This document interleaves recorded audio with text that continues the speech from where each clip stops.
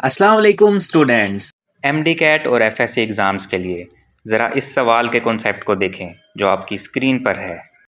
اگر آپ نے اس کا جواب نیورون سوچا ہے تو مبارک ہو، آپ ایم ڈی کیٹ کا ایک انتہائی اہم نمبر گوا چکے۔ پریشان نہ ہوں، ہر سال ایف ایس سی کے ہزاروں اسٹوڈینٹس یہی غلطی کرتے ہیں۔ انہیں لگتا ہے کہ نروس سسٹم کا سوال ہے تو اس کا جواب نیورون ہی ہوگا، لیکن انٹری ٹیسٹ اور کنسیپچول ایگزامز میں ایک لفظ پورے سوال کا مطلب بدل دیتا ہے۔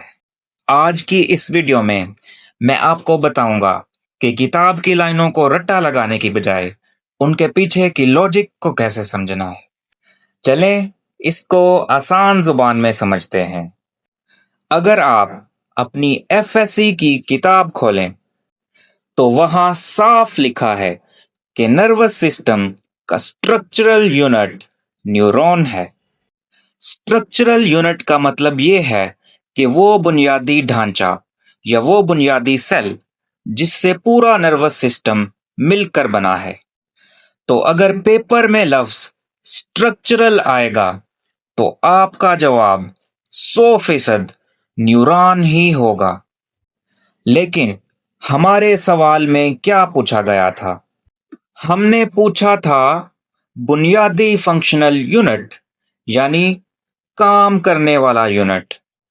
اب یہاں پر غور کریں، اگر کوئی ایک نیورون الگ تھلگ بیٹھا ہو تو وہ کوئی بھی کام یا کوئی بھی فنکشنل رسپونس پورا نہیں کر سکتا۔ فرض کریں کہ آپ کا ہاتھ کسی گرم چیز کو چھوتا ہے تو آپ کے ہاتھ میں موجود سینسری نیورون صرف اور صرف اس درد کو محسوس کر سکتا ہے۔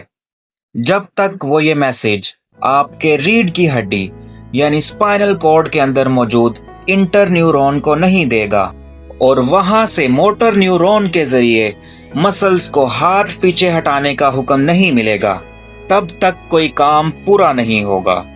یعنی جسم میں کوئی بھی فنکشن مکمل کرنے کے لیے ہمیں صرف ایک نیورون نہیں بلکہ ایک پورا رستہ چاہیے ہوتا ہے، اور اس پورے راستے کو ہم بائیولوجی میں ریفلیکس آرک کہتے ہیں۔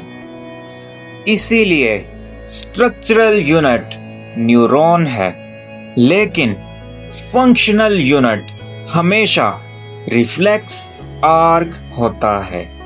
بطور ڈاکٹر جب ہم ہسپتال کی ایمرجنسی یا او پی ڈی میں کسی مریض کا معائنہ کرتے ہیں اور ان کے ریفلیکسز چیک کرتے ہیں، جیسے کہ گھٹنے پر ہتھوڑا مار کر چیک کرنا، تو ہم صرف ایک نیورون کو ٹیسٹ نہیں کر رہے ہوتے بلکہ ہم اس مریض کا پورا ریفلیکس آرک چیک کر رہے ہوتے ہیں۔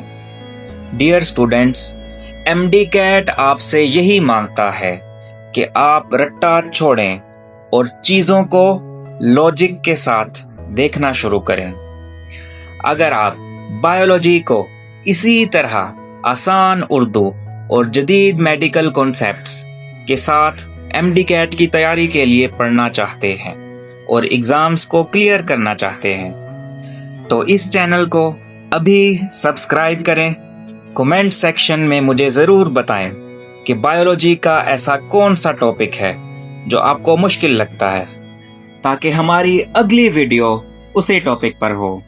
تو چلیں اگلی کلاس تک کے لیے اللہ حافظ۔